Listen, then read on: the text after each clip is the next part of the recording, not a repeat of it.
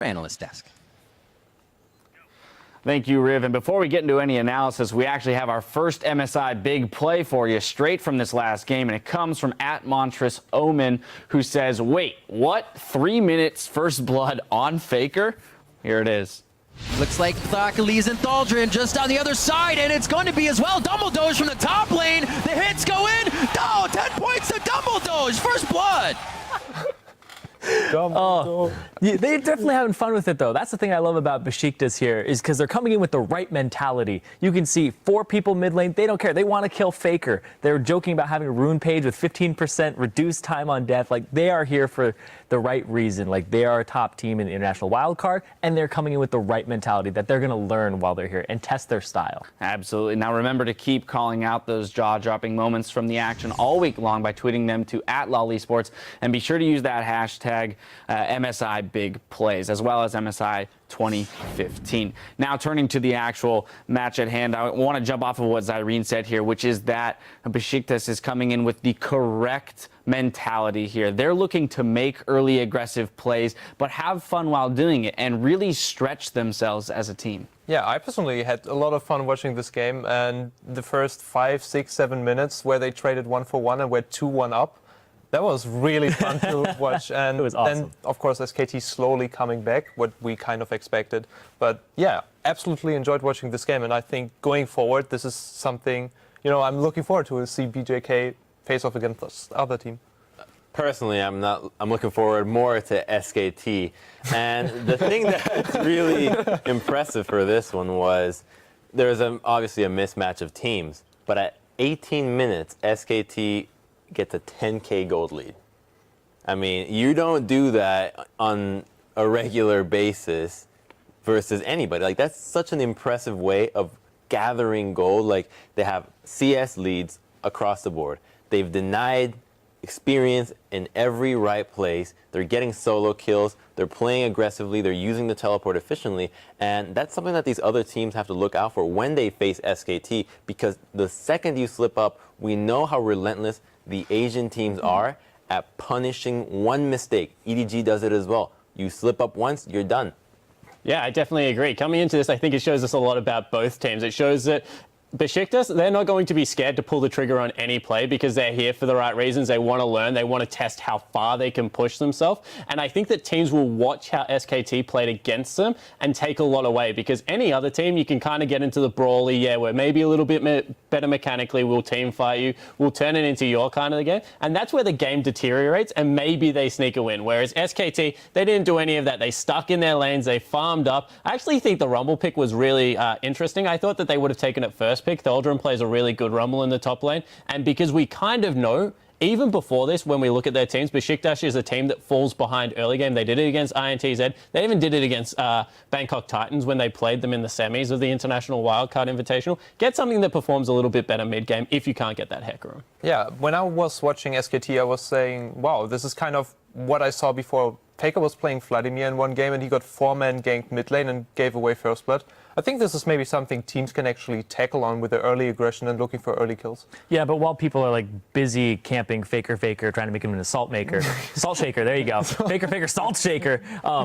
They're getting other things on the map. Marin's getting a CS advantage top, and that ends up being huge for them because he starts dominating that lane. Every time they threw the AD carry up there, it's like, oh god, push him out of lane. And then it's like, all right, tag team, here comes the top laner. It's like, nope, he gets pushed out of lane. And then Marin just started running away with the game there, and he was able to buy death cap on the Rumble. Yeah, and a lot of what they do is like they don't hit back with the big kills and things, but you see as soon as they go up to the top lane, straight away, 2 people are into the bottom side of the jungle. They ward up everything. All of a sudden, you have one less option in the map. You have to clear out the whole side of your jungle before you can go anywhere. So I honestly think that this was a very good technical game from SKT, if nothing else. They controlled the entirety of the map. Maybe not the champions, but you saw that eventually that stranglehold did take place, and then they were just able to sweep it out. Yeah, and I feel like this is exactly what we expected from Korea or SKT. They have this really standard play, and they see that they get the kill first blood mid lane with 4 people, and they're just like, okay, this is happening. They play their game, they slowly get vision control, and they punish every mistake, and then boom, 18 minutes,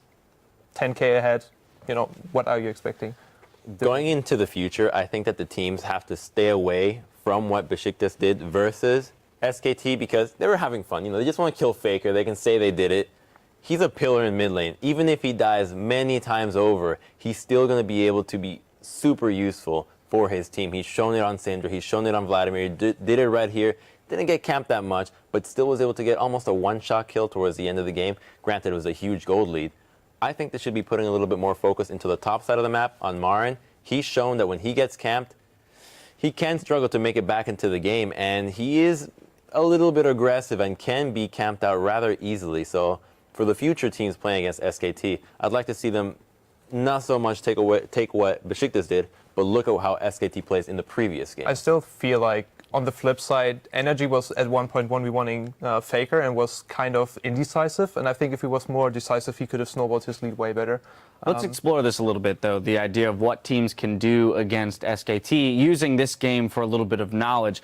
Because interestingly enough, as you mentioned, 18 minutes, they have a 10K gold lead. They are the highest average gold lead at 20 minutes coming into this tournament at 2,600. So it's pretty significant how they build these gold leads. And as you mentioned, without you kind of realizing it, they're giving up some kills, but all of a sudden they're coming out ahead in gold. So Marin being one of those possible carry top laners, he did get an astronomical amount of CS in a 2v1. I think if we find teams that are more successful in 2v1s are able to keep Marin down, that might be the window in to beating SKT. I mean, it's because it's a game of push and pull. You can't put all your resources in one place. They put all the resources into mid lane. Immediately, SKT is not thinking, oh, wow, Faker's behind. How are we going to ever do this? It's like, well, no. They're weak in the other areas now. Let's punish the lane swap. Let's get an advantage while they focused on one side of the map. And they did that. They put Faker behind, but they didn't intentionally put Rumble so far ahead. And that's what SKT can do to you. They really need to be careful with the resource management in getting a lead, the teams that play versus SKT. Yeah, I definitely agree with you. And I think that one thing that you can take away from that is what do you get off killing someone? So in that situation, if Besiktas then roam into the top side of the jungle and push Marin off that turret by completely taking over the top side of the map, then yeah, you say that's a definitely good move because all of a sudden you've gone to your 2v1. But if you just kill someone recall, then you're not going to get that much off it. So I definitely think we agree on that point. Camping out Marin is an interesting one. I think that they will put him in 2v1s and teams will play the 2v1 a little bit differently. So Marin will be forced into a jungle follow. I think that the way that you really do beat SKT is with a little bit deeper wards and try and catch out Bengi and Wolf. I think that they're two of the more aggressive players, and I think especially with the control style of some of the junglers, that they are two players that are susceptible of just going on random walkabouts, Wolf especially, and he can be caught. Yeah. And something I want to bring up, you were talking about this game and its implications towards how to beat SKT. When SKT throw an easy Hoon, it's a completely different team. The dynamic changes, the dynamic shifts, and where they're allocating their jungler is completely different too. Bang gets a little bit more of their gold, a little bit more of their carry potential. So this game, if you're just focusing on this one, it's not actually going to tell you a whole lot about SKT's play style as a whole. Like, it's really difficult to play against them because they're the only team that's really flexing a sub efficiently and using it appropriately. And it's absolutely terrifying to prepare against. Honestly, when I watched this game, I was like really looking forward for EDG versus SKT because what happened after they fell behind? SKT was together with the support in jungle invading the enemy jungle, and this is something we've heard before.